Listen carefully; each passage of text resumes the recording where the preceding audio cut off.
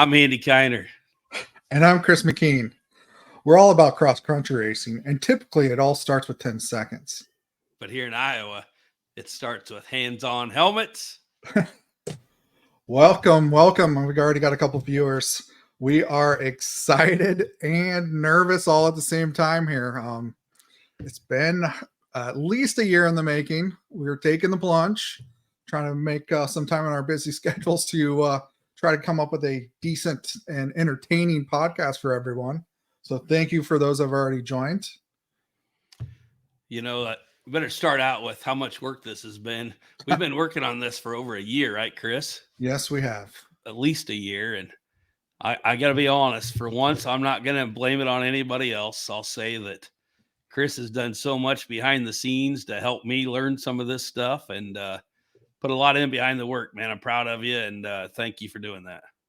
Well, yes, quite entertaining. It's been a challenge, but I think, I've got, I guess after the past year, kind of renewed energy back into the sport, got some good ideas that you and I have been tossing around, try to get more involved again. And yeah, I think it'll be fun. We'll see where it goes from here, right?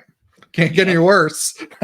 Because if you all know, we are late. We're on Andy Kiner time. Now, wait a second. I was actually going to throw you a curveball, Chris. I got two of them now that has responded or just sent me text saying it's after 7, Andy. So really quick, will you explain to us? And I'm gonna let you explain that. I'm gonna ask or kind of give you the reason why I'm asking, but explain to us what just happened, because we did start at 7. We were actually on time.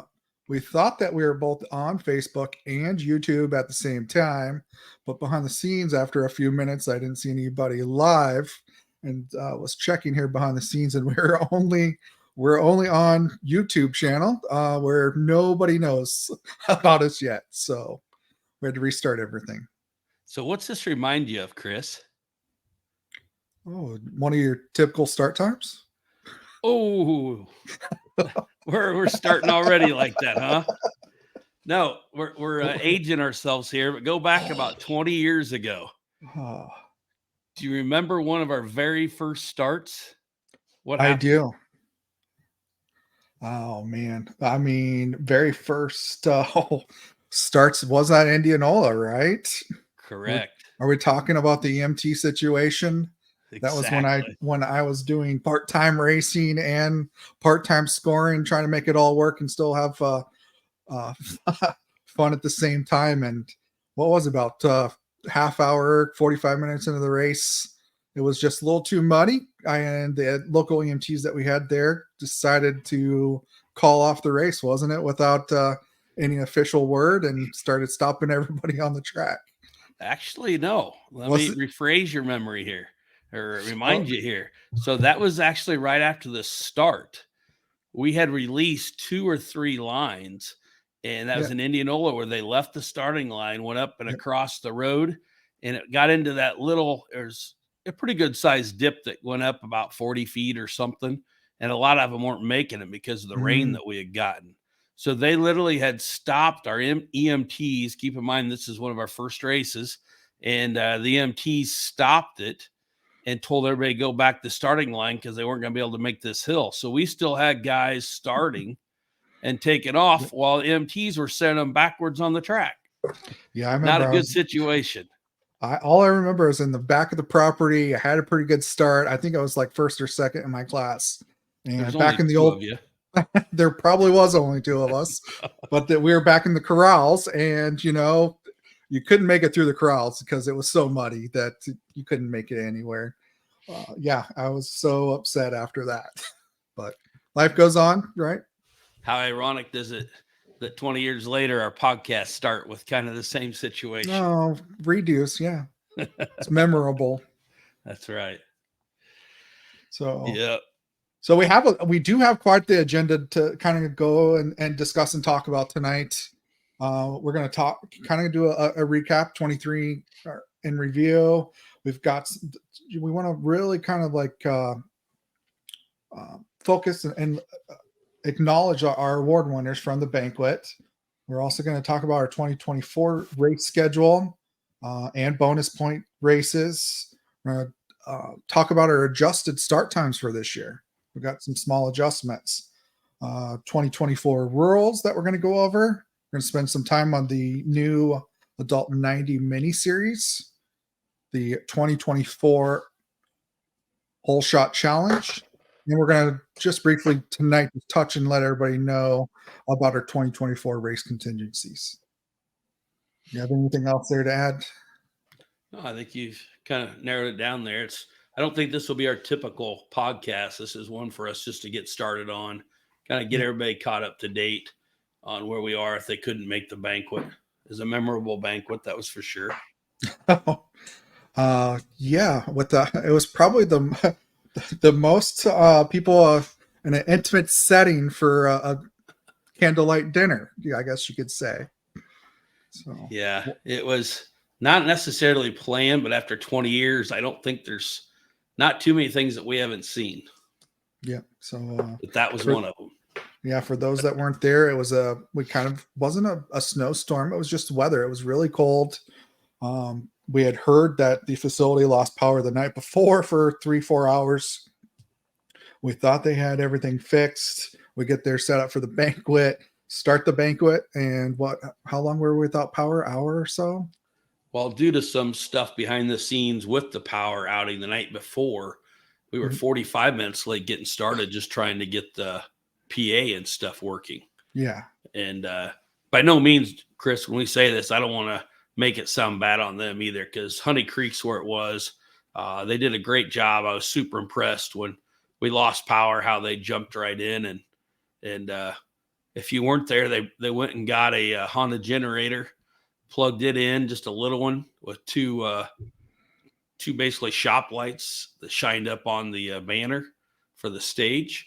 While they were doing that, if you remember, I was sitting there talking in the dark.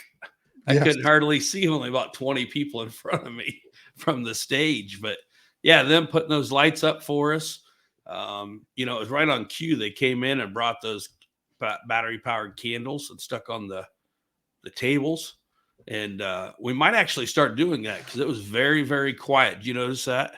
Yes, it was. The whole banquet, it was super quiet while the lights were out. And I think it was about 2 hours when they finally popped back on. And I think we'd made it through all the youth awards and stuff. And I thought it just ended up being kind of a neat little setting, but never was planned, but you got to make the best of it.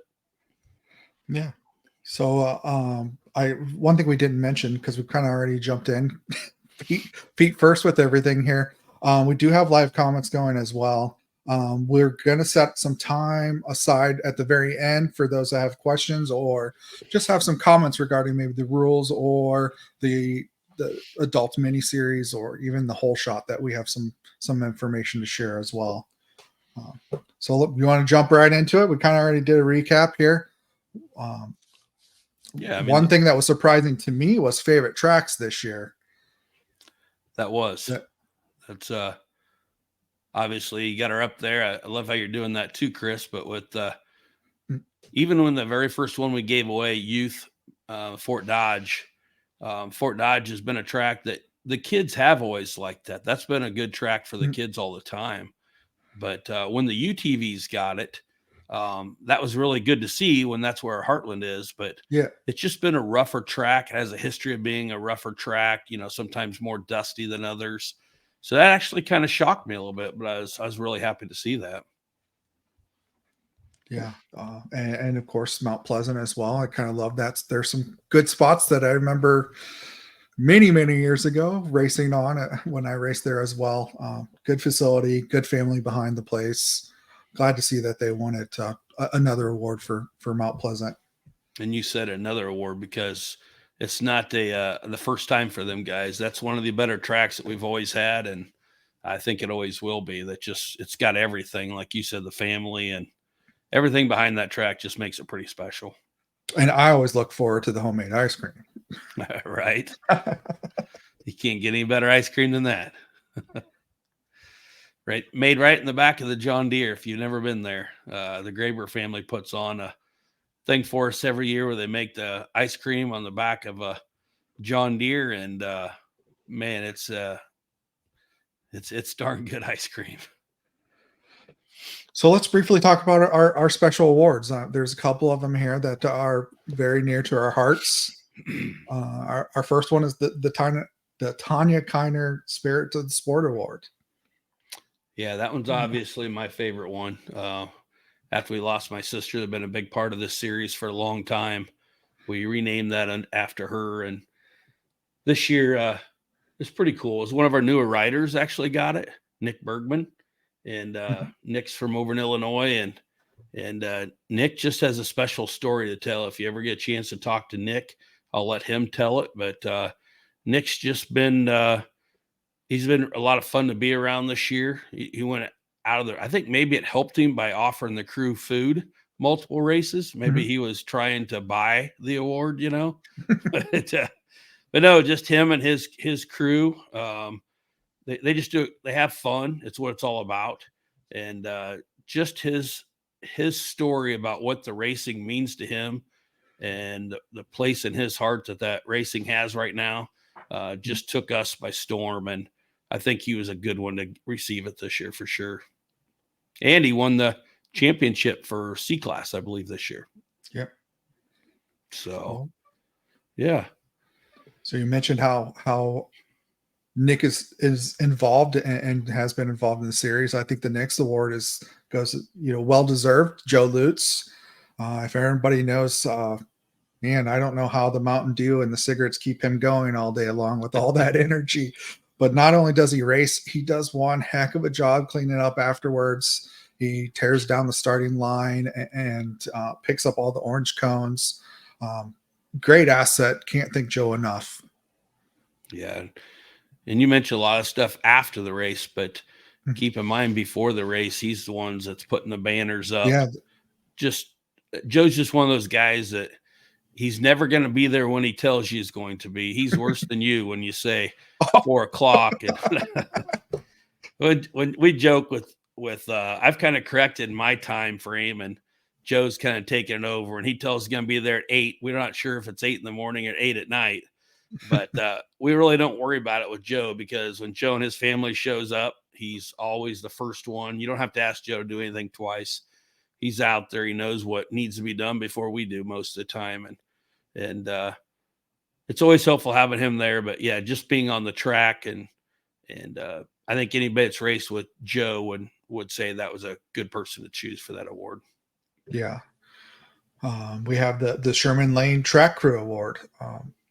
We've lost Sherman. Yeah. I don't want to get choked up, so we'll just say that the track crew workers this year were Brock Kiner and Trace Green. Yeah. Both of them probably don't get the credit they need to be. None of our crew does, really. But Tracy Green's been with us for many, many years. Sometime we talk about the history. I know coming up, one of our episodes, we're going to be talking about the history of the track or the series. And we'll talk more about Tracy and the girls then, about how that all came up. But Tracy's been with us for a long time. And, again, it's always behind the scenes. People see her at the registration. She helps at scoring sometimes. And she's just another one that just helps, wherever she needs to, whenever. And we can't thank her enough. And, of course, Brock, he's always there. He picked up a new job this year. It's a little tough for him to be there early, but he's always there on race days at least. And he's one of these guys we got to tell that you're not racing, because he wants to get out there and turn laps with them. And it's great to have guys like that fresh and ready to go. So we can't thank Brocky and Tracy enough for everything they do each and every race. All right. So let's go ahead and get into the next one. Our Zach Schrock Lunch Pal Award here, without going too long-winded here, getting choked up about this story. Yeah, and we'll just cut this one kind of short. We talked about the banquet every year. Anybody that's the banquet knows I always it's a story I love to tell, but it's a story that's always tough on me, just from the history of it. And I'm going to just cut it short this time and just let it be known that with the Zach Schrock, we lost him at way too young of age. I look at my wrist here, just always remind me 12-17 or 12-7 of 15s when we lost him. And we just had a special thing that happened with him when things weren't going too well and it wasn't looking the best.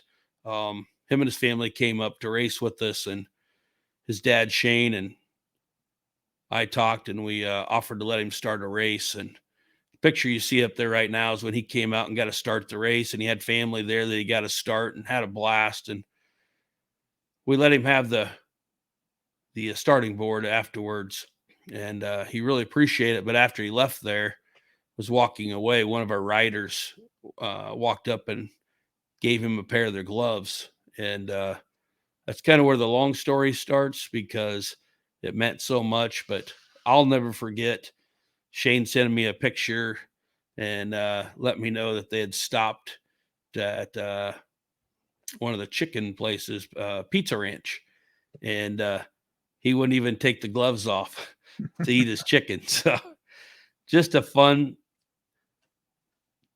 not a fun time, but it was fun to be able to experience that with them guys. And we've started an award ever since then. We promised his dad and his family that he would never be forgotten in Iowa. They live in Harrisonville, Missouri, and it's something that we will always keep our promise and keeping Zach's legacy alive. And so we named our lunch pail award the Zach Schrock Lunch Pail Award for our little ones. And what we do is we hand out the award to a special person that year. And all of our lunch pail awards aren't given to like necessarily a champion. It's really how they handle themselves on the track, how they handle themselves off the track. What I mean by that is we don't like to see, I shouldn't say we don't like to see it, but it's guys that are just out there racing hard. They get along with others, trail ecstasy, off the track, it's the same way. And this year we chose Kaysen Inquist. And now Kaysen, what we do is we actually give him the award, but he also gets a special award, and that is a pair of gloves, which we did not give him that night. He will be receiving them. But at the first race in honor of Zach, what he gets to do is give those gloves to another racer on the line that day of his choosing. So just a way to kind of keep that whole memory going. Yeah. And real quick here for our adult winner, it was Cooper Krug. And our UTV award winner was Dean Stravel. Both well-deserving.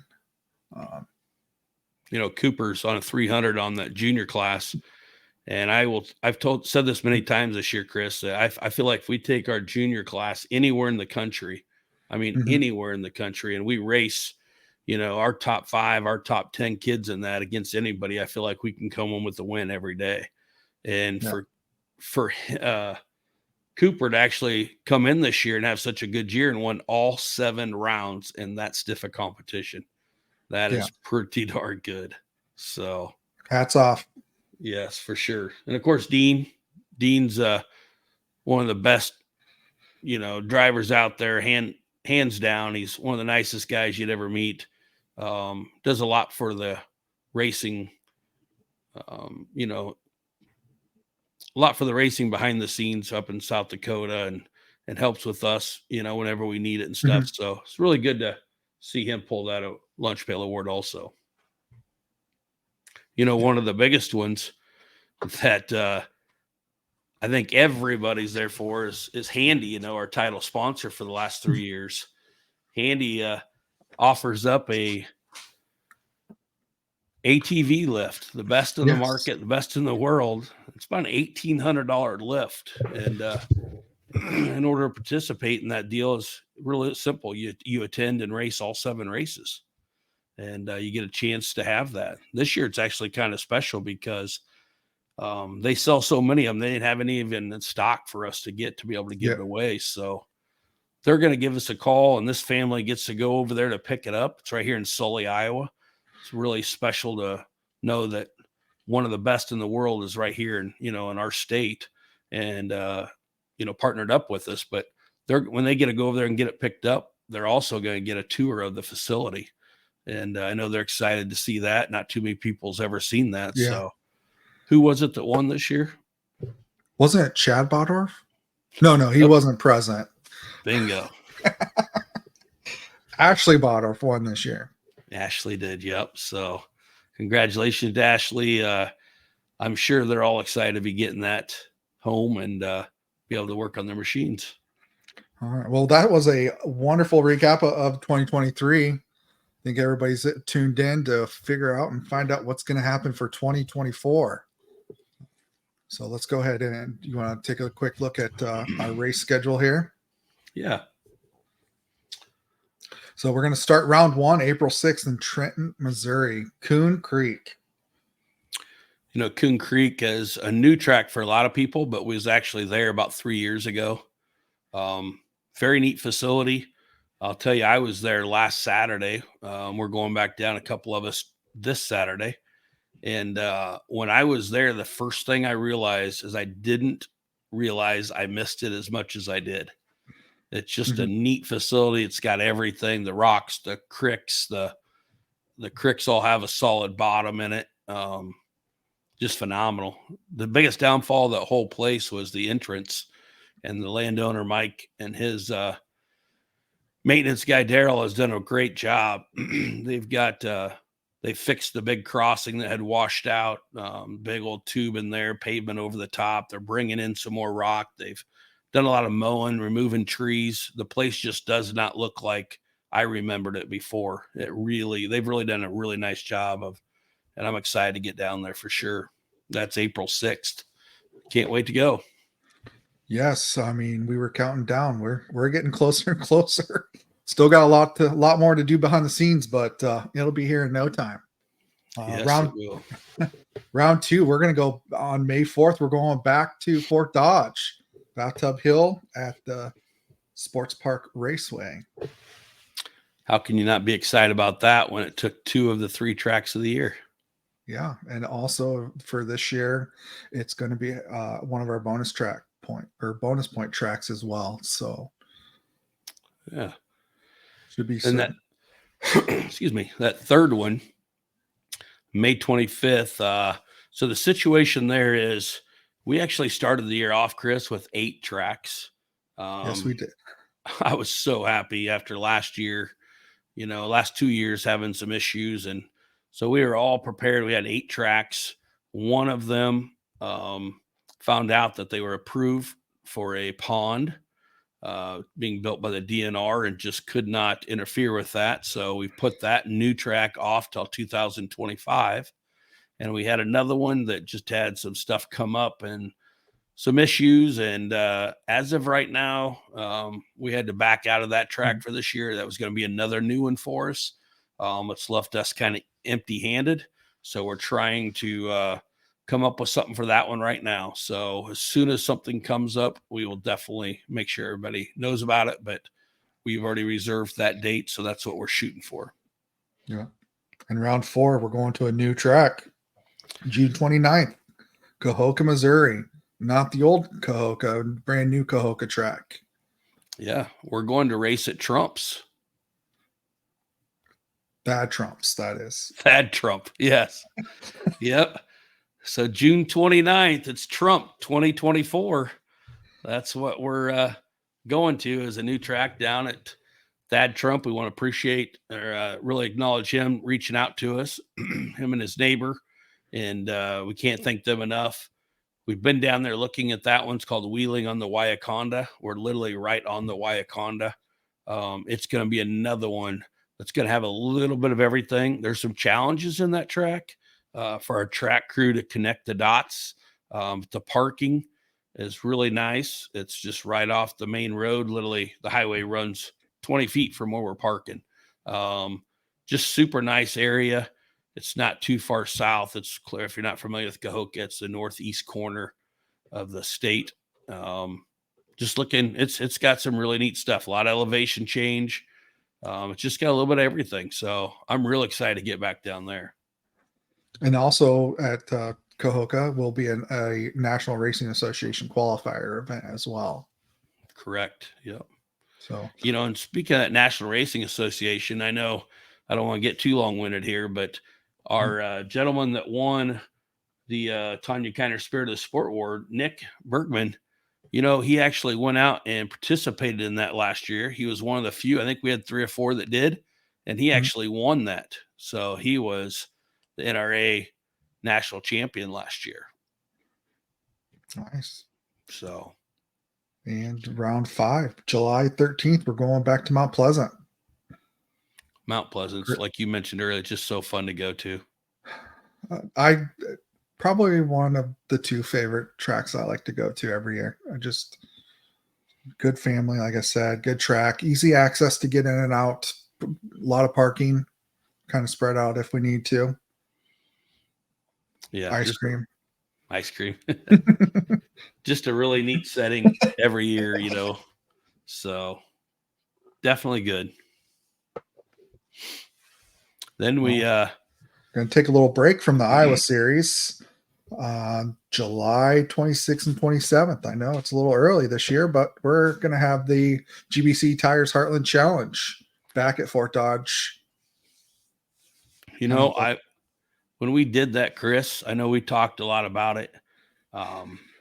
Little concerned when we first started talking about it. I was kind of dead set against it. Mm-hmm. Then we decided to move it up a week.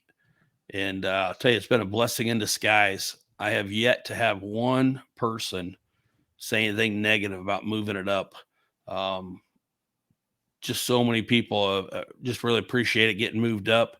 For other stuff that goes on, I was just talking with the guy, Dean Strable, about he's always had to leave the day after and go straight to Sturgis. Now he's got a week, to make that happen. And it really helps us with the next race that you're getting ready to talk about there is not having 2 of them back to back, especially the biggest race of the year. So I'd say both of these are 2 of the biggest races of the year, especially one-off races. So yeah, well, we'll be invited again back to the Iowa State Fair Short Course Series event on August 10th. Yeah.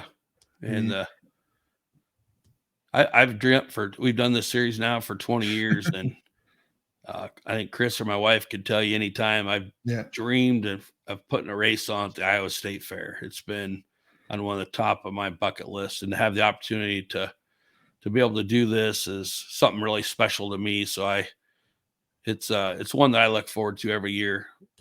Besides that, it's a lot easier than a hare scramble. Speak for yourself there. Well, maybe not for scoring, but scoring's a little bit more of a challenge, but we get her done. Fun event overall. Goes super quick. And I hope that everybody has fun at that event. So then we come back round 6, back to the series, September 21st. A new track, I think you've called it first, that Weldon, Iowa, the Backwoods Bear. We're anticipating this will be one of the tracks of the year. Yeah, we're very fortunate, Chris. We've got even tracks that we went to for 2 and 3 times a year. We hear guys all the time saying they love the track. We're very fortunate to have the tracks that we do. Yeah. But Weldon, when I went down there, and believe it or not, I was just there the last time, the Christmas Eve, we were down there, and with the landowners riding around and getting to see the place. And the place is absolutely amazing. The only thing I can say negative on it, and the reason I'm going to say this now, so people plan on being there early, I don't believe as of right now that our pits or our pit lane is actually going to be right next to the pits, if that makes sense.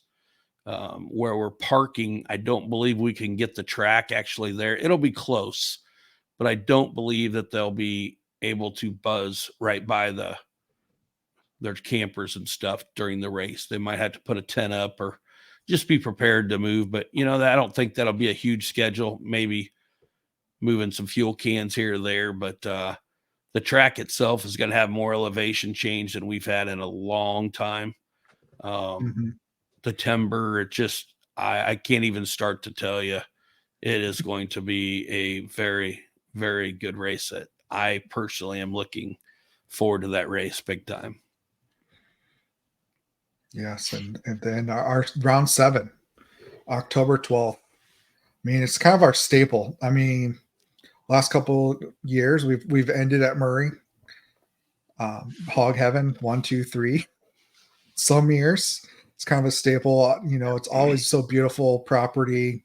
The Moores do such a great job welcoming everybody in and open arms down there, and they're so friendly. But the view, I love in the fall. Yeah, and you talk about a landowner that loves racing. I mean, that whole family is. Even if you get a chance to talk to the Moores about their whole family, literally their whole family, it's racing from top to bottom. And you can tell every time we're there, Eric and Connie, they just absolutely love the atmosphere that a race brings. And I think they really have fun when they can do it at their own place. And you can tell by how outgoing they are. And they're always bringing something new to the table. So, beautiful place, lakeside. It's if you've never been there, you don't know what you're missing. Yeah. So real quick here, I know that I mentioned round 2 was a bonus track for Fort Dodge. Also round 5, Mount Pleasant will be another 10-point bonus track. So we got Fort Dodge and Mount Pleasant this year, huh? Fort Dodge, Mount Pleasant, yes. Boy, so what a treat that is that you get to go to those 2 tracks that were tracks of the year and you get bonus points. Yes. I think we got bribed, right? That they were bonus tracks. I think so. So let's talk real quick about start times. We kind of mentioned it already before, but start times, we're moving up the 90 class 1/2 hour. So instead of going from 9 o'clock to 10 o'clock, we're going to start at 8:30, and those will roughly end about 9:30. Yeah, and probably better be clear on why we're doing that, because we used to start them at 8 o'clock, and they went 8 to 9. And then when we condensed our classes down and everything on the one day, we started having them at 9 to 10. And it worked really well. Kids can sleep in a little bit more if they can on race day, but the whole reason we've made this change is because we are adding another little mini series that we'll talk about here in a little bit, but with that adult 90. So originally when we started talking about that, Chris, we'd planned on just running them at 8. I think that's actually what I'd even mentioned to some people that we'd talked about. But when we do that, it causes a little bit of distraction, because we didn't want some of the parents that were going to be racing their kids' 90s to take a chance on breaking those machines. So it was a fairly easy decision to make, to just make sense to push the 90s up just 1/2 hour. So we do want to ask them to make sure that they're on the line and ready to go at 8:15. I've made promises all last year. We did pretty good about getting started on time, but if there was one that we didn't, it was usually our fault that we weren't getting started in that very first race. But we pretty much have to with everything we got going this year. So we're just begging everybody to be aware to get down there and be on the line, be ready to go so we can do a quick talk. We're working on some stuff to speed that up. And then we'll get you guys started right at 8:30, 9:30. And then boom, we asking everybody in every class, if you're top 3, get straight to the podium right afterwards. And that allow us to get our next race started immediately afterwards. So that's really the only reason that we did that. And then some people might see a change in that second race. That second race was on paper last year at 10:30. It was starting. And it was brought to my attention about halfway through the year that with giving the awards and stuff, we really couldn't get that started on time. It was typically about 11. So it was just brought up that the kids were getting out there about 10:30 ready to go, and we weren't starting until about 11. So we just changed the times, all we did. We actually made that change last year, but now on paper, it'll be saying it 11 to 11:30. And then of course, everything else is the same. So. Exactly. Well, let's talk about the UTVs, because we're kind of wanting to adjust maybe the UTV start time, right? Our adults race from 1 to 3. A lot of times that the track could be cleared by 4, just depending on the situation, the track conditions. Yeah, our ATVs and our side by sides have all done a wonderful job, really about the last year and a half on everybody getting back and making it back to the pits okay, and not having to do a lot of towing, getting out. Our crew's always getting them back just as soon as they can, but as soon as we know that's cleared and we've got the track cleared and the awards done, and everybody's ready to go, we can actually get those UTVs start a little early. And the big benefit there too is just let everybody get on the road if they're going back home or get the awards done. Everybody just start enjoying the free time. But where it really comes into play is towards the end of the year when we get not much sun up, or the sun going down a lot earlier and stuff, and that helps us make sure we get everybody back during the daylight, so we're not out there in the dark. So okay. So I'm sure what everybody is anticipating is our 2024 rules. We could start off with the UTVs. So UTVs, where you'll see some rule changes, and ATV rules. We can just touch on it that we went in and we cleaned up the rules a lot on the ATV side. Just kind of cleaning them up, making it a little bit more organized, taking out some of the repetitive stuff. But for UTVs, we added or clarified that we want brake lights, right? Yeah, and I think it's real strong to bring this up that these aren't our rules. This is the racers' rules, and this is all stuff that was brought up at the awards banquet, at the rules meeting. Some of it was texted to me, like would put out there you could if you couldn't be at the rules meeting, and everything that we're talking about was voted on. So it ain't something that you or I or Trace, made a decision on. This is straight from the riders that chose to have these rules changed. So that was UTV brake lights. Must be a working brake light, must have a tail light and a working brake light. And that's going to go for the Heartland too this year, must have it. So that's going to get rid of, be ahead of everybody and get your stuff figured out, because like at the Heartland, I know I'm jumping the gun here, but you're not going to be able to just put just a little bike light on there anymore. It's going to have a working tail light and a brake light on there. It's funny because a lot of the stuff that came up on that was how many guys come up and might get upset because they got rear-ended, but yet they don't have a tail light, so you don't know when they're stopping. So this should cure a lot of that. So the big one, I think, is honestly the second one, the UTV transponder responsibility of the driver. Tell us about that, Chris. Well, the last couple of years, we're noticing more and more passengers might have a transponder while they're riding with the driver. It's causing a lot of issues with scoring. It won't show the drivers in the correct position, and it does alter our behind the scenes scoring system. So to keep everything working properly, we need just the drivers to be more cautious. I think we've talked about a penalty being enforced if there is a passenger that does have a transponder on the machine as well. It causes a double beep, and a lot of times that double beep, the person, if there's somebody right behind that vehicle, that they are not shown in the right place, or it could alter and they get confused as to what's going on with the scoring system. Yeah, and I'm hoping this will curve a lot of things. I know Chris always likes me coming up to scoring during the races, but how many times have like you or Trace called me and said, "Hey, I need your help up here because there might be somebody upset or somebody's really confused. You're trying to do scoring, so you really can't talk about it."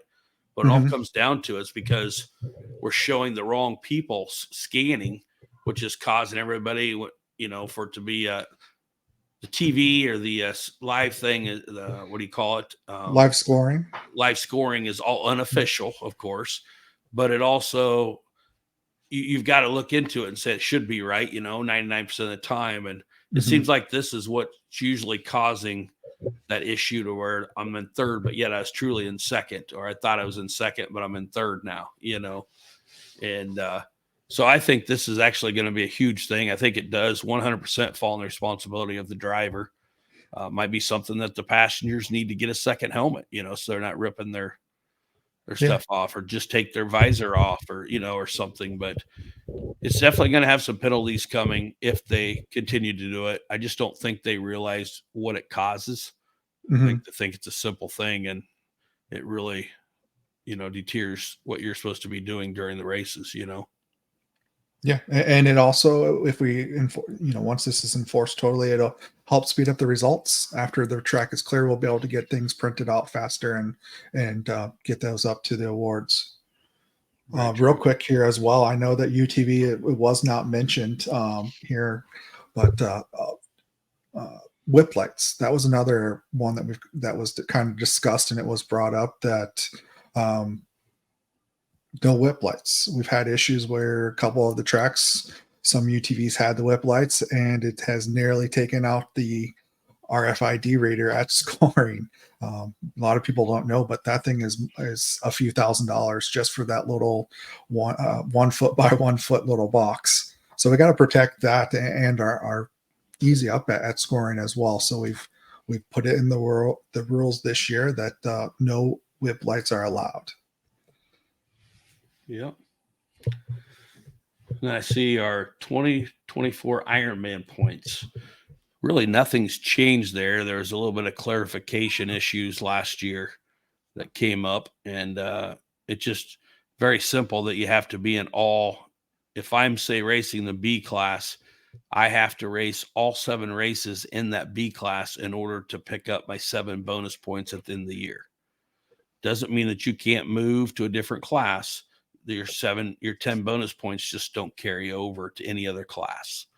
So if you raced, for instance, Chris, you were racing and you raced 5 races in the B class, you would still qualify for points in the B class. But when you moved up, say, to the A class, you would not be getting bonus points, even though you raced all 7 races. You're in 2 different classes, so you would not get that. But still, racing in all 7 races still qualifies you for the handy lift at the end of the year. Yes. So, and then this is probably the biggest one that came up. This is one I made a mistake at the banquet. With everything going on that day, we were a little late getting started. I think Chris was a little late getting there or something, but no, this had been texted to me, and I had promised everybody I'd bring everything up. I didn't bring up a couple of them. I mentioned at the end of the banquet that there was a couple that I hadn't brought up and that we would be looking at it. And it'd been brought up to me by a couple different people that utilities, they felt, should only race in the utility class. Talking with them and some other people, some of the stuff that came up was how much physically bigger they are, how much heavier they are, the power steering, even though that they have more weight, just the CCs, 1,000 CCs. I never thought, Chris, I'd ever see the day. You go back 20 years, you ever think you would see a utility flying across a built 450? No. It's pretty interesting. But with all the talk was about, and then there was some other stuff too. It was brought up by multiple people about, we have 2 utility classes. And quite frankly, last year, our bottom utility class it was almost like we really probably shouldn't even had it, to be honest with you. We just didn't have enough riders in there. And, but yet we have utilities in other classes. So it truly hurts the utilities by having them in other ones.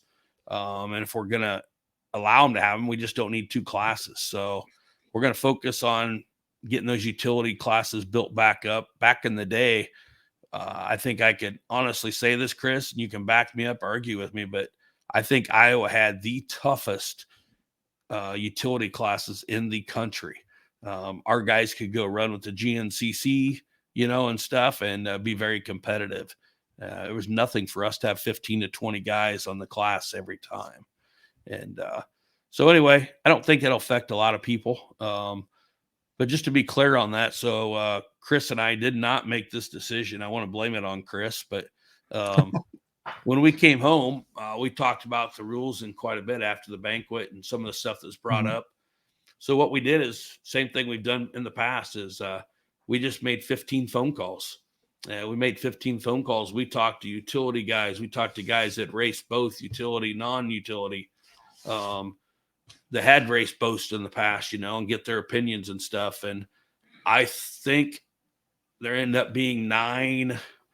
It wasn't like 9 to we didn't even make the 15th call. Actually, we stopped at 14, if I remember right, because it was 9 to 5, so it couldn't change. So, but there was a couple that thought they should be everywhere. There's a couple that just didn't want to make that decision. But for the most part, we had at least nine out of the 14 people said, yes, I think we should keep them in the utility classes, and not to hurt them or bring them down, but again, to build that class back up as well. And that was without us talking. That was listening to their ideas. So 2024, the utility classes will only be able to compete in a utility class. Yep. So I think that's pretty much it for the rules that were changed. Yeah. Enough with let's talk about something fun. Did you have that about the rules committee, or was that on down? Nope. We can talk about the rules committee now. Just dealing with the rules and stuff. Some stuff that had been brought up to us in those questions was like a move up advancement procedure. We're very lucky. I feel we're very lucky at the AMA on our side with the ATVs, and they lay out a format on how we're supposed to move up. But the side-by-sides don't have that. There's no national series, no governmental, type deal for the side-by-sides. So what we're going to do is we're going to create our own. And I think, pat ourselves on the back, I think we've picked 5 really good ones for this to get things started. But Chris and I have went through ourselves and handpicked 5 individuals out of all of our classes. So that's the open, the A and the B. And we've chosen Lou and Doug, Mark, Chris, and Dean. And if I look at here, I've got a Minnesota, I got a Nebraska, I got an Illinois, another Illinois, and a South Dakota. It's ironic. We don't even have an Iowa guy. I just realized that. I did too. Maybe we need to redo that. Maybe all right, Doug, you're out. No. Doug. Oh, geez. Sorry, Doug. But no, so we've had conversations with all these guys. Here's what we've explained to them is we want everybody to be able to walk up to a peer, a racer, fellow racer. If you have an idea on a rule that's either is in effect right now or has been in the past, or something maybe you think would benefit the series as far as racing on the side-by-sides, all the safety stuff, we will definitely step in and take care of all that, but we still want suggestions. So you can go to any one of these guys. Almost every one of these are at the track usually on Friday night and are there. Half of them are even there Saturday night sometimes. So, but feel free to walk up. We got their pictures up here and stuff so you can get to know them. But basically you can go up and talk to them. And then the other thing is going to happen is this year, if we have issues where let's say we have a guy that cut the track, I don't want to use examples or anything, but whether it be cutting the track or coming through scoring too quick, I'm going to sit down and I'm going to evaluate the situation and break it down. And then I'm going to hand it over to these guys. And I'm not going to make the final decision. These guys, your peers on the track, will be the actually ones that say, okay, here's what we believe it should be. And we're going to go with that. And we're just going to see how it goes. And I think when you're being judged by your peers, I think that goes a long ways. So this will be our rules committee. This will be our kind of a penalty, just the whole committee will take care of pretty much everything this year. But here's what we've got too. At the end of the year, Chris, I'm kind of excited about this because I think it puts it all back to the riders' hands. But at the end of the year, the last race, you're going to have a chance to vote. That 7th race will be what? Murray? Going to be Murray. You're going to be able to vote on a new committee. And it might be that you want these guys to keep going. If they're going to be here in 25 and are willing to still have the pressure on them guys, you can vote for them and have them do it. But you'll be able to vote a new committee in if you want. We're going to make that available every year now from now on, as long as this goes well. The one thing I will throw in there, Chris, though, you notice we have 5 people. Well, if we have a situation where one of our committee members, because they all race, would happen to be involved in something, then we'll take it down to 3 for that race. They'll be eliminated from being in the conversation, and 3 people will make that decision so that we keep it fair. And it's going to be work in progress, but I think the 5 guys that we've got chosen for this, I think will be very honest, very fair with everybody. And I'm really excited to see how this goes. Yeah, me too. I think it's going to empower the UTV drivers to come closer, and I think maybe we'll get some good benefit out of this for this year. Yep.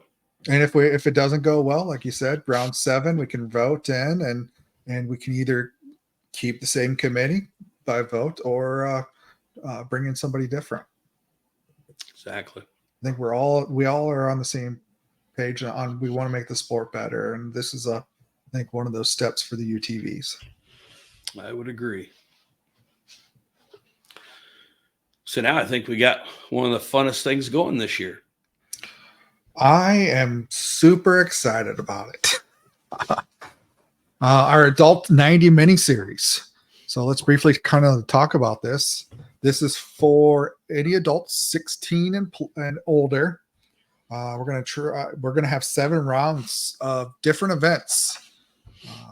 Very different events. Very different events throughout the year, and it's all going to be there will be a point system involved as well. We kind of want to do a point system because we are kicking around some ideas. We're trying to get some sponsors involved. This may become something towards the end where there might be some monetary value to it. I know that previously discussions, we thought we kind of threw around $50 entry fee for the year. We kind of raised that to $75 when we work out the math. Because not a lot of people don't know behind the scenes, but we have to pay for EMT crew. We have to pay to keep the lights on since we have more events going on throughout the day. So $75 for the year, 7 events. It's $15 event. Not bad, right? Plus the state fair. Plus the state fair. And we say plus the state fair. Why? Why do we say? Because the state fair is something that we get to be a part of. It's still the state fair's race. So that goes, everything that comes in needs to go right back to the Iowa State Fair. And that's how we continue to have events and have the facilities that they do. So we are not in charge. That money gets turned over. So that's like a bonus round or short course style. But all the rest of them will still be at each one of our events. Yep. So $75 for the year. We are going to open it up. Let's say that just Joe hears about it, wants to come try out a local event. We're going to charge a $25 entry fee for a single race or a single event that we're going to put on here. We're going to talk through, but there won't be any points involved. So you can come and have fun. But when we towards the end of the year on some of the things that we're going to do, they just won't be included in that. And just to clarify that, Chris, so if we have 10 people racing in this thing, which I hope there's about 20 is what I'm kind of shooting for, but let's say we have 10 people racing and we get to Cahokia and there might be 2 locals that want to do it, or maybe 2 of our guys that just hadn't had their machine ready yet and want to do that. So now we've got 13 racers at that one. Those 13, no matter where they finish, won't affect the points.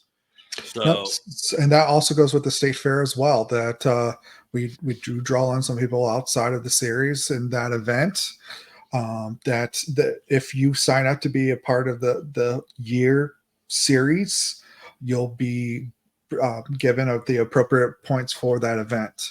So in your example, we have 2 locals that come in. They obviously, if they win first and second in that event, but one of our series guys finishes third, the racer involved in our series would get the full 6 points.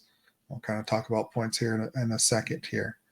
I think it's important to point out too, we're trying to come up with a special traveling trophy, maybe some different stuff throughout the year, but it's all about having fun. And once we start talking about these different events, you're going to see it's not just going out there and racing the same thing every time, or you may not even be racing every time. but just 7 completely different events. We're going to have fun doing them with some bracketing and racing all at once, and sometimes getting some outside people to come in and vote. But yeah, should be fun. Yeah. So since it is a series function event, we will have to require AMA. We're also going to require front and rear number plates, which we know that a lot of the participants are most likely going to race their kids' machines, and they'll already have a number. But those that are joining in, off the top of my head, maybe a Jackson Carroll. I know that he's tuned in right now. That if he's going to run his little 90, that we need front and rear number plates, and that's just for scoring aspect. When we talk about some of these events, we need to see who we're scoring. We can't memorize everybody, especially with some of these events that's going to take place. Yeah, so why don't you get started on let them know what our challenges are going to be. So round 1, we're going to just do what we're thinking of calling it just a quad show, right? You've kind of mentioned this at the banquet. It's just bring what you're going to run. And we're going to have the local sponsor come in and do the judging, and top 4 will be awarded points, right? Top 5. Top 5 will be awarded points. And then 6th on back will get 1 point. Yep. So point system here, we're thinking first place in events will get 6 points. Second place will get 5 points. Third place will get 4 points. Fourth will get 3 points. Fifth gets 2 points. And 6th on back gets 1 point. We're trying to make this super tight. I think it'll be fun and challenging at the same time. So that leads us into round 2 at Fort Dodge, right? Yeah. Sorry, Chris, before you go on there, I just want to tell everybody that Chris actually laughed at me when I said a quad show. But I want to be honest with everybody. We want to let everybody know who's going to be on what. But the main reason is it's we got to keep the series in the forefront. And what I mean by that is first one of the year, we want to make sure, coming back from the winter break, that everything goes smoothly. We want to keep everything on time. And I think we need that first race really not to have anything else going on. So this is going to be a way to get the 90s involved, be able to show it off. They can do whatever they want. They can decorate their machines, whether they're graphicked up or decorate them for a show, or, however they want to do, and have fun with that though. So, yeah. So round 2, Fort Dodge. You want to talk a little bit about the 90 challenge? Yeah, real quick. It's just going to be a thing where we are going to go back like we did the whole shot challenge last year, and we will do a live drawing of somehow. We've got a couple different ideas on how we're going to do that, but we'll bracket you into kind of like a wrestling bracket or a basketball, March Madness. Is that what they call that stuff? Yeah. Okay. But we'll bracket you. So you'll go 2 at a time. So that first one, let's just say we have 20 people in that series, the 90 series. We'll bracket you. So there'll be 10 races to start out with. And after that 10 races, 10 people will be eliminated. We'll have 10 more. Then we'll have 4 more plus one person's going to get a bye. Or no, I'm sorry. I think we'll eliminate down to 5 and so on. So we'll just keep doing rounds till we eliminate them.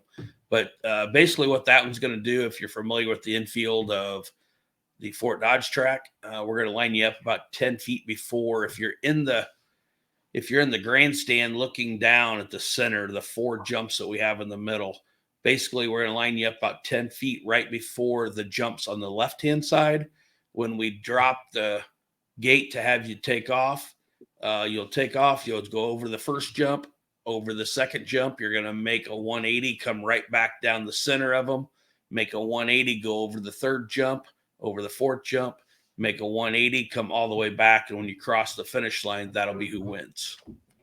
So just a little 90 challenge on that. I don't really have a good name for it. And it'll be entertaining. This is a head-to-head, right? So you're going to Correct. It's a little bit different from the whole shot challenge. We might see a few elbows being thrown there around the jumps and the turns there. And then but man, with the whole shot challenge last year, Chris, that was a lot of fun with the bracketing. People really enjoyed that, I think.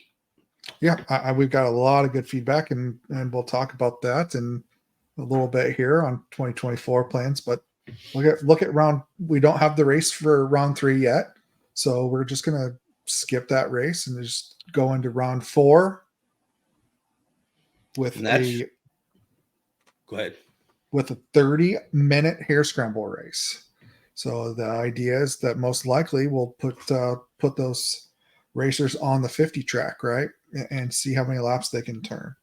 Yeah, we're really lucky, Chris. I know you haven't been there yet, but there's a really nice timber section right behind where we're going to be parking. It's one of those. I think you're going to get to see a lot through there.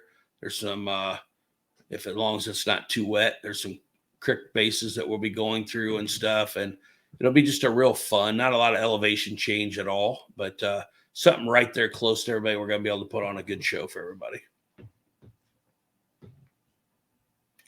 And then round 5 at Mount Pleasant, we're going to do a pit stop challenge. So it's kind of a way, as a family series, we're going to bring in some of the pit crew to help out. The idea is that there'll be a location up by the barn, and where we normally do scoring, that we'll have a kind of a little mini track. You got to have a starting line, come to a stop in a box. We're thinking of changing a right front tire. Lug nuts off, tire touched the ground, lug nuts back on, torqued right, and switching goggles, right? And gloves. And gloves. So we were talking having the driver, and he can have up to 2 people helping with that. Switching the goggles, the gloves, and the tires. And then we also are going to, after that, we're going to do the state fair short course. So we brought that adult 90 class to state fair last year. We kind of split it up to 2 different heats or 2 different age brackets. A lot of fun. Some close racing as well. So we're going to include that in the mini series. Again, if you're part of the series and you sign up before the first race, the guys in the series will get points appropriate to their position. Yep. Round 6 at Weldon is going to be a fun one because they're a motocross family, and they have a nice motocross track built pretty darn close to where we're going to be parking. And we're going to race that too. And we're going to do that in 2 heats. So if we have 20, we're going to put 10 on a heat, and we eliminate half of them. So 5 of them will go to the main out of each one. So we'll have 10 people in the main if we have 20 racers. And it'll literally, we won't do it a long time. I mean, we'll set like a 5-lap race or something like that. But it'll be I think that'll be one of the highlights. It'll be a really fun setting. So. Yeah. And then round 7 is at Murray. We're going to do a hole shot challenge. So everybody, a lot of good feedback last year regarding the hole shot challenge that we did. So we're going to incorporate that and include the 90s now in the hole shot challenge. Yeah, I think that'll be fun. That'll be really fun. So that wraps up our 7 races. 7 races. We want to keep the competition fair. Normally we know it's going to be a Honda 90, but we are opening it up. We had someone reach out to us about a Polaris Outlaw 110, and we are going to allow that machine to compete in the 90 stock mini series. And that's that's the same as we do for our 90 races as well. That's correct. And speaking of 90 races, that we're going to follow the same rules. So the 90 stock class are going to follow the same, or the adult 90 classes are going to follow the same rules as our 90 stock classes. Can't say that guys won't be teched. So we kind of know and hear what a 90 machine should sound like. We do have questions. We will tech machines. Yeah, and Chris, I truly hope that don't happen. this is something that's supposed to be just a lot of fun, and I'll be honest with you, during the race weekend, the 90 stock class is one of my favorite ones to watch because those machines are all built to be the same, and you really see the driving, around it. The guys that decide they want to cut the corners and stuff, I can't help but think that they just don't have the driving skills then. Yeah, that 90 stock class, what we are averaging 18, 19 kids per race. So very entertaining class to watch. Yeah. So what happened at the end of the year last year that we did just for fun really grew legs and just blew up. And I'm excited to talk about some stuff that we're doing for this year with it. Yes, we have. I'll let you spill the beans, but those who don't know, last year we took a fun thing that we do with the series for each class. We offer a whole shot T-shirt. So those that get the whole shot at a certain point and throughout the year, you can get a whole shot and T-shirt. We take all those people who got a whole shot at each event, each race. We kind of throw them together in a bracket for head-to-head racing, and it was a lot of fun. A lot of people were entertained by that, so we want to kind of build up on that. And we've got 2 exciting pieces of news. One, we've got a sponsor, right? Yeah, we're it's like we talk about with Handy. A lot of our sponsors comes down to where it's truly the best people we could align ourselves with. And I know for me, this is a company that I'm excited to be around because I have to buy one here this spring. And something I've always wanted, never done. And I'm finally glad to be getting one. And we're going to partner up with Hotsy Wash Systems and the power washers. It's funny. I was just down at the Weldon track. I looked over and I asked the family, is that a Hotsy over there? I just took and recognized it over there and said, it sure was. And if you're not familiar with Hotsies, a lot of the farms, a lot of the businesses, when you want the best, you go get a Hotsy. It's kind of like a handy lift. And so we've partnered up with Hotsy. It is now going to be the Hotsy Whole Shot Award T-shirt challenge. So basically, Hotsy, we're working on it still, but we will announce that a little bit later. But we're going to be giving some Hotsy a prize out to I would say most of them have an opportunity to get it. We're not sure exactly how we're going to be handing it out yet, so we'll maybe release that here a little bit later. But Hotsy will definitely be involved, and they are now on the Hotsy Whole Shot T-shirt. Yes, so their name has been added. I should have had a shirt ready for that little segment. Speaking of shirt, what I've seen you lean back there a couple times. What is that shirt you got on? Oh, this one? Just that it's in my DNA, right? 4-wheeler. So that's cool. Huh. So where'd you come up with something like that at? Well, we had an opportunity. Our gal that was doing all the shirts and stuff for the series the last few years decided to step away. So it took a leap here. Have to ask for the wife forgiveness later. But my boys and I have purchased everything. So we'll do one-off shirts this year. We've also made all the new crew shirts for 2024, different color. We're going green, and we're also doing all the whole shot shirts. So more to come. Very cool. As we try to get back to the series. I like that shirt.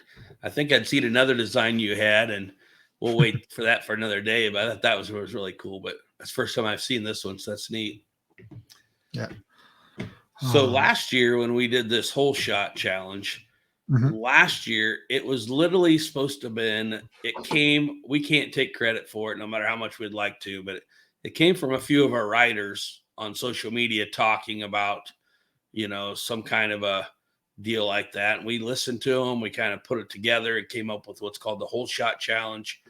And then Joe Lutz, I think the series might have put in $100, but Joe Lutz, once again, our sportsman winner this year, stepped up and threw $100 bill at it. And Mr. Devin Bowling threw in a 5-gallon pail of Renegade fuel. And that was kind of the payout. And it was supposed to have been just to have fun. And then we turn around and come up with $200 and a 5-gallon pail of Renegade for Mr. Kyle Burnham, was our 2023 champion. And I think with what we're about ready to announce, Kyle Burnham is going to be polishing that 250R up and trying to come back and repeat. Don't you? Yeah. So one of the things we're going to do, it was all head-to-head last year. What we're going to do for those that are first, second, third, or fourth place winners, everything's going to be determined by 2 out of 3 races, where in the past it was just whoever won. Since there is this announcement you're about ready to talk about, we figured that the top 4, since there is some monetary value now added, that those races be the best 2 out of 3. So with that being said, how much money? Sorry, just to clarify that though, Chris, when we'll do a live drawing just like last year, we will bracket them up so you'll know who you got a race going into the first race. We'll do that probably that week, I'm guessing. But the first round, second round, third round type situation will all just be single elimination, correct? That's correct. And then only once we get down to the final 4 for first and second and third and fourth will be decided on the best 2 out of 3. Yep. Okay. Yep. Gotcha. So tell us the crazy part about this. So at the banquet, we were approached by Terrell Curl that he would like to sponsor the Whole Shot Challenge this year. So he is throwing out $750 so far. $750. I was blown away. Thank you, Tyrell. So those first place winner will receive $400. Second place winner will receive $200. Third place winner will receive $100, and $50 will go back to the fourth place finisher. And how much was entry fee on this? Free. Other than, your normal race fee. It's kind of a bonus, something to work hard throughout the year. Concentrate on that whole shot so you can be eligible for this. Yeah, so that's the interesting thing is it's one of the comments that came up. It's like everything costs or something last year I read, and it's kind of cool. It's a fun thing to do, and it was just meant to have fun with it. Like you say, we don't emphasize the whole shot very much. Many times it's said it's not one off the whole shot, but now it's got growing a little legs here. Yeah. A lot of the classes don't pay out, and now all of a sudden you've got a chance to a C guy. I think we've seen that this time. We had guys last year from all different classes, utility, a C, a first year.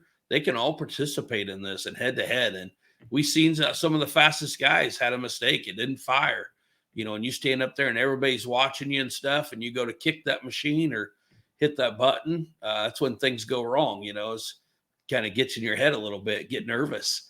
Anything can be won. So yeah, I'm excited to see this. So no entry fee at all. No, you just get this by participating in the races. You get a whole shot and you're in. And here's the neat part. If people really think about this, they could really, really shoot, not just for getting one whole shot, but getting all 7 in their class. And you think about that, it eliminates 6 other people. Yeah. From the whole shot. So the more you can get, the better chances you have. So, and you said guys, so Ashley Bodorf, I'm just looking at comments, wants to make sure that it's getting all well. Guys, gals, yeah. And Ashley did really well last year. I think she made it 2 or 3 rounds. Yep. So, and I think the one she lost was pretty close, if I remember right. Yeah. Also, we kind of haven't talked about it, but another fun thing is our October bracket buster. So now it kind of brings a chance and opportunity for everybody to kind of participate in this fun event, kind of like March Madness. You go through and pick your bracket. Came down pretty close last year. I won't say that you had it rigged or anything, but it was down to you and Kyle's son. So now, how cool is that? Kyle Burnham wins the Whole Shot Challenge, and his son, who I think, don't get me wrong, is around that 9 or 10, maybe. Yeah. Filled out the bracket and actually won by having faith in his dad. That's probably the coolest part, that he picked his dad to win and his dad came through for him. That was really cool.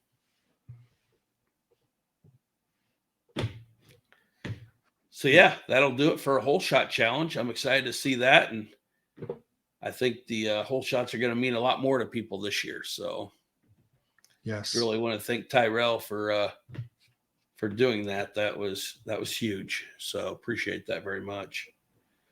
For this next one, Chris, the 24 challenge race contingencies, we're not really going to go over that tonight too much, but just letting everybody know that GBC's obviously going to be back on board with a race contingency for the Iowa TV Hare Scramble Series. This year we have a new one too. We want to thank Ober Tires. Ober has stepped up and is going to add the Iowa Series to their national race contingency. I think there's only like 5 of them that were in on that, and that was not just like Hare Scramble Series, but they had a couple different ones. And they've just added us to that one. We're very thankful for them guys. Well, I'm sure we're going to be maybe trying to get some of them guys on here to talk about that a little bit more once we get all the paperwork done. But excited to have them on board for the 2024 season. Yeah. So nice little fun segment that we're going to try to incorporate in every podcast or live stream is an opportunity for those that are tuned in and been faithful for the last hour and 17 minutes, which I got to first off applaud you, Andy. You're not, you're keeping on track today. You're not putting everybody to sleep, hopefully. But, oh boy. A little segment, Ask Andy. So I've been kind of looking through here, the comments. I've got some out here just flagged that maybe we'll go back and touch on. First one was Dalton just kind of asked, what track had no camping? So it was talked about to be at the banquet in the past, the getting into the very first track, which is Trenton, had been you had to negotiate a little bit to get in there. The landowner, like I was speaking earlier, has done a really good job. We were down there last weekend. We're going back this Saturday if the weather holds up. I think we're going to be just fine. I'll give an update on that, maybe the next one before we have it. But as of right now, I don't see any issue having camping there as well. I just hadn't recommended the big ones be there. Probably not one that I still recommend the semis coming to, with it's a single leg road getting in and out. But I think we're going to be just fine. It's absolutely amazing compared to what it was before. So I think all of them will have camping for sure. So as I've got a couple more comments here to bring up. So if you are still live, you got a question, throw it out there in the comments. We'll pull it up and we'll try to answer as best as we can here. Joe Nelson asked us, what about the chase lights during the day races and not at all during night races?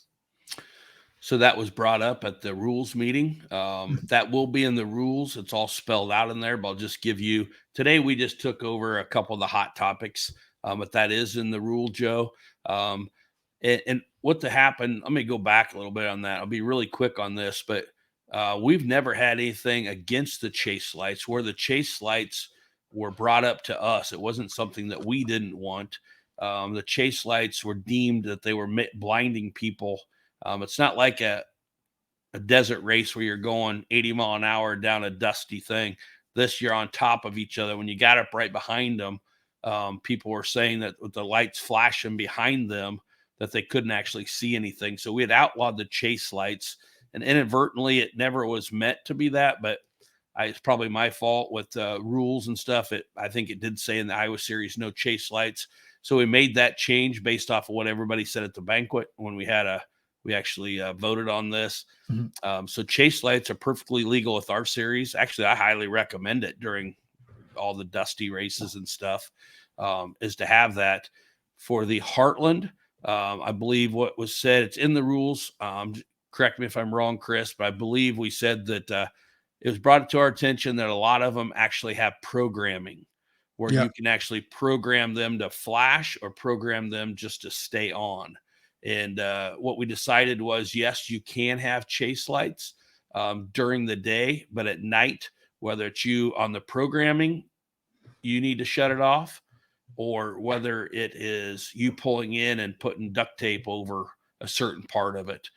That's on you, however you want to do it, but just knowing that you can't have them during the night part of the Heartland Challenge, but you can during the daylight. So whatever adjustments you need to make, that's going to be the part on you, I guess. All right, so we'll take over this next one to answer Chris's question here. UTV racers are going to get t-shirts this year, so we're going to open it up. We're going to let the whole shots kind of not only offer it to the ATVs but UTVs as well. So Chris, why we never did that before, this is to both Chris's, is because we used to have a situation where it came to whole shots and a lot of broken parts. So we never thought we wanted to increase the situation of tearing stuff up. But I will say, I feel like our racers that we have today have been very, very good and work well with each other. Not trying to take each other out. Seemed like what happened, in the past. So I'm excited. It was something that Chris had been brought up, and Chris said, "Yeah, let's do it." So it should be fun to have you guys on top of that. Just a quick comment here. Sean George says that he'll sponsor the UTV whole shot shirts, but he's only going to order, it looks like, smalls. Oh boy. So sounds like a Sean George situation. Yeah. So a quick question here. Where do we find the updated rules? So I just quickly went out there and was looking. I don't see that they have been posted. We'll follow back up. We're just putting on some finishing touches this afternoon, not only to the rules, but to the adult 90 entry form. And we updated all of the other 4 entry forms as well, the mini, youth, adult, and UTV forms. So everything should be, hopefully within the next couple of days, all appearing out there to the website. Website is another thing. I haven't had an opportunity to go out there and clean that up, but I'm noticing the start times aren't right out there for on the website. So I'll get out there and start looking at that and seeing what we can clean up for everybody. Here's one for you, Andy. Yeah, so we've been talking about that, Steve. That was a recommendation you had made. We've talked about that. So in our rules, what we've done is we've changed it to where it says that we recommend, 65 to 68? Yep. Is about currently the widest. Yeah, is about the widest that we recommend. However, we will allow 72-inch machines. I think every one of our Iowa tracks can do that. And then the Heartland, where we'll obviously allow the 72. And we're going to look up there. As of right now, I do not feel that we're going to have an issue with a little bit wider than that. But once we get up there and look at that, we will update that. I had a gentleman get a hold of me about a Pro R, and my exact words to him was, I don't think that's going to be an issue. But we want to get up there and double check everything just to make sure. It's just going to be a situation where probably in my mind, the worst part about that would be where there is pinch points is having guys go in there and not use their head a little bit and brake. And then we've got cars out that's got to be picked up because they were so wide. But I want to make sure, I know a 72 will be fine up there, which I think gets a majority of them. But we're going to look and see if we can allow, even if we can adapt and get like the Pro Rs for the Heartland. We're going to look at doing that. All right, here. So lots of comments back and forth there, but was able to pull up this question here. Just curious if you guys ever would be interested in adding more short course type tracks like the Iowa State Fair for the UTVs. That's something we actually used to do was the Iowa Short Course Series. So that's nothing new for us. Mhm. We actually had I think it was one of the funnest short course races we've ever done was at the Fort Dodge track a couple years ago. And we wanted to use that as a qualifier for the Iowa State Fair. I'm not saying that we wouldn't ever do that again. The biggest part is being honest with you, the insurance for these events are getting so expensive that it's going to have to do one of two things. Either we've got to find some more sponsors to step up for that kind of racing, or we just can't really afford to do it. Our insurance is just going nuts for this kind of stuff. So definitely something we would be interested in. Right now, our crew does a lot throughout the summer, and I don't want to expand out like I've had a habit of doing in the past and kind of burning people out. So as of right now, that's not in the plans, but I'm not saying that's out of the realm either. So, Yep. So you and I, we've just had this conversation about a potential opportunity to have a short course type race at Fort Dodge this year. It's just when we look at the numbers, they just keep the lights on in Fort Dodge a little later at night, or the MT cruise for an extra hour or two. It does add up, and I don't think that people realize that. It's not only just putting on the race. There's some cost behind that. So we've kind of discussed that. We've looked at that. Just that we just with the other things behind the scenes here, we just don't know if we can move forward with that yet.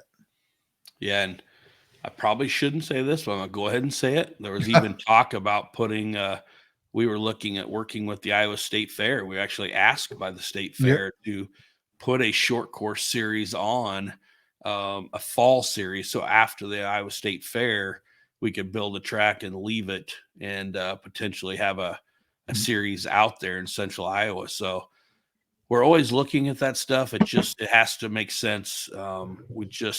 After the XCC, we just can't take any more hard gambles, I would say. Yeah, it's a lot. The track crew, a lot of track crew will have their families at the track, but it's still time that when they're out there working on the track, it's time away from our families. And I can say that it takes a toll. When we're doing the XCC and the short course stuff, that we got to have that support at home. But as our kids grow older, speaking, on just, for myself here, yeah, we concentrate a little bit more at home when we can and try to find that even balance between volunteering at the races and having our home life as well. Chris, what you just said there is absolutely right too, because I've never really admitted this to even myself, but AXCC, we learned a lot. It was a lot of fun, way more work than anybody ever thinks it would ever be. But looking back on that, there's no place like Iowa. The Midwest there's just no place like it. And what I found out, I'm going to be mean to myself here or blame it on myself, was that I wore a lot of people out by dragging them clear across the country and doing that kind of stuff. And you guys and the whole crew was awesome. But what I also found was when we got back home and it was so close to home when we were doing that, it's almost like it became a job instead of us absolutely loving what we did. And I felt like the Iowa series kind of paid for that, to be honest with you, we might have taken a couple things or not did a couple extra things that we might have done before. And it was more like, okay, let's get in, let's get out, And since we've kind of eliminated that stuff, it seems like the passion is back a lot more. And I know I'm more excited. Yeah, I think several of us are excited to get things underway and see what the year brings here. Here we go. Here's a good suggestion. Maybe we can take into consideration. Mark George said, what about if we don't have the last track pinned down? That would be round 3. If there's an opportunity to turn that into a short course race somewhere. Well, Mark, that's I don't normally agree with Mark's ideas. I always give him a hard time. I think Chris and Trace will tell you that we've actually brought that up. we just weren't sure. So the whole thing goes back to what we just spoke about. It's whether or not we can get enough attendance. I'll be honest, the Fort Dodge facility is probably one of the best facilities for short course. Everybody that raced that the last time we had it had a blast there. We would love to do more there. It's just whether or not we can get enough people for a short course in the door with the costs and everything that's required to do that. For example, doing it during the day, it's a lot more watering with the sun beating down, no matter what track it is. If you have it at night, you got to turn the lights on. The lights cost a lot of money. So it all just comes down to how many people we can get in the gate. Mhm. If we thought people would do that, I would absolutely love to do that for that race. But yeah, we just kind of gotten away with it, just thinking that we may not be able to get enough people.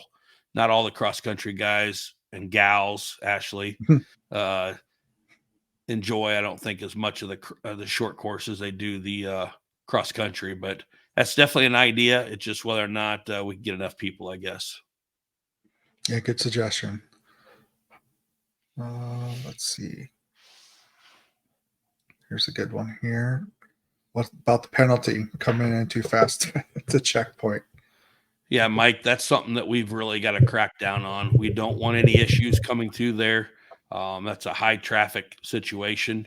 I'll be really honest, and sometimes I'm probably going to say something wrong in this podcast where people may not look at me in the same way or think a little different about me. But quite frankly, I'm tired of having to deal with it.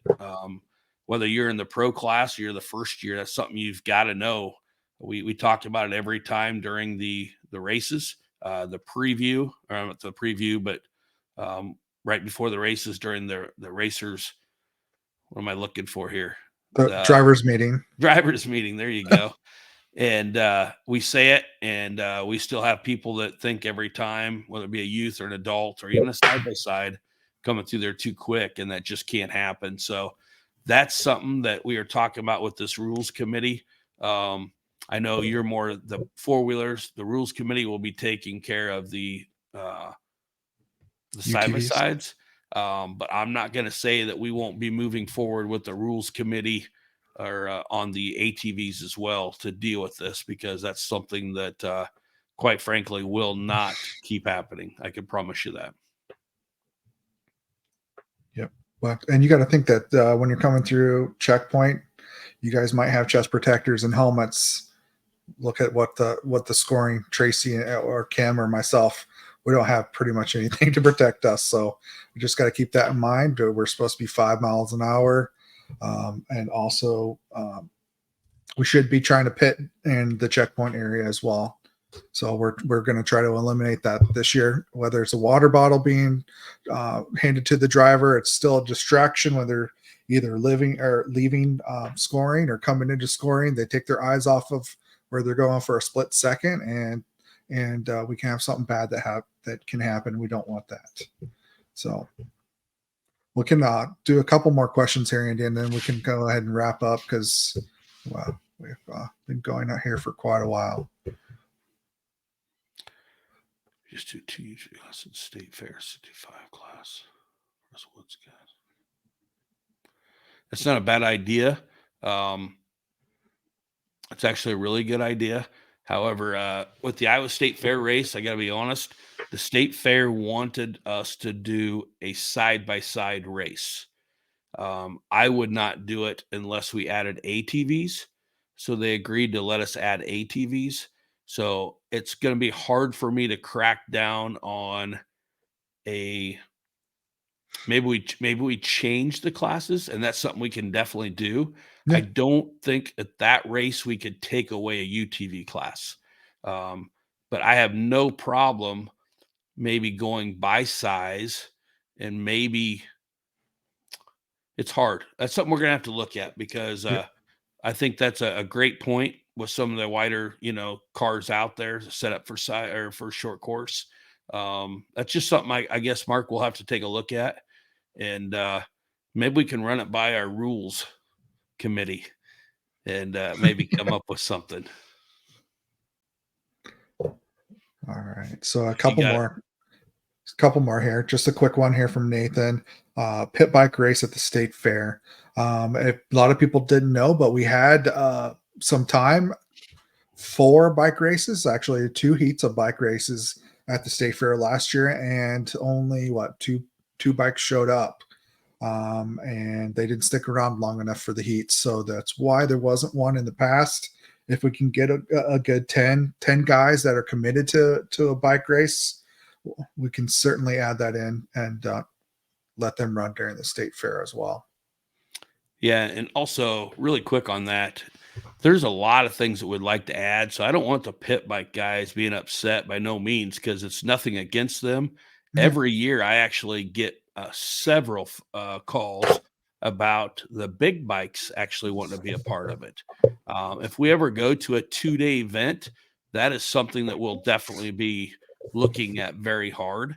But the biggest thing about out there, I think that we are running that, and I give Chris and the Scoring Girls a lot of it.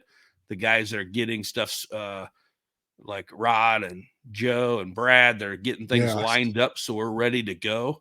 That's the biggest thing about this race is how smoothly it has been ran. I'm not trying to pat myself on the back. It's everybody that's helping out that's making this happen. But that race has went very, very smooth from day one. And we are pushing it. We have to be out of there by a certain time. And I don't know how we could shorten it and still keep people happy by adding more classes to that one day as of right now. Yeah, because we've even, with the time restraints, we have to be done by a certain time that either we've had to adjust maybe a lap and remove a lap or two from a main. But we've even considered maybe reducing the classes that we currently have for state fair, just to try to give everybody the same opportunity to be on the track for the same amount of time that they feel like they're getting their money's worth. Correct. So, kind of a strange question. Strange. One last question here, and then we'll wrap up and kind of let everybody know what's going to happen at the next podcast. Splitting Heartland Ironman classes for sport quads and 4x4. We actually used to do that some sort, or no, we broke it down from men to women. We've tried that, Kendall, in some way or fashion. And 1 year you might have one 4x4 in it. The next year you might have, 5 of them. It's just hard to know what it is, but right now that it's just not there to split 2 of them up for sure. Yep. All right. Well, first podcast in the books, right? Yeah, I think it's important too, Chris, that they're not all going to be like this. We just want to get a lot of stuff out today to get ready for review last year and get ready for this year. And I think we're going to have a lot more fun coming up. Yeah. We were kind of short on time for planning, but we had a lot to talk about, just trying to make sure that everybody was aware of the rules and kind of fun things that we have kind of planned out. Those are that joined our impromptu podcast as we were trying to test out equipment, came up with some really good ideas too. So I think there's some good plans that we have in store, but everybody, and the layout's going to be different. Not everyone's every podcast is going to be a live stream. We know that we have lives outside of racing, and there might be and the more people that we interview, times might not match up, that we can do a live stream, that some of our episodes might be taped. So I think it's pretty cool though. The very first one is not taped. We just went ahead and did it live, and I had fun doing it. And I think it's cool getting people involved. So yeah. So the next one, when's the next one, Chris? Not during an Iowa basketball game. Next episode next week, we're gonna have our first interview, and we're gonna talk about the history of the series, and I'm sure we'll come up with some good stories and some embarrassing stuff. I feel like is on the plate for me, so we'll see how it goes. So do we know if she broke the record yet? Nobody's even commented yet. I haven't heard any yelling from my boys in the other room. Gotcha. So, well, thank you guys all. As always, if you have a suggestion, reach out to Andy. He's always available 24/7. Loves phone calls after 10 o'clock at night. I honestly do my best to get back to people as quick as I possibly can. So I think some of them are actually really surprised that I usually do have my phone on me all the time. And I have been known to, I know one here a while back texted me at like 2 o'clock in the morning and I just happened to be up. I texted them. They're like, whoa. So we do our best to get back to you. All right. Well, until next time, thank you guys for joining, and we'll see you next week. Thanks, guys.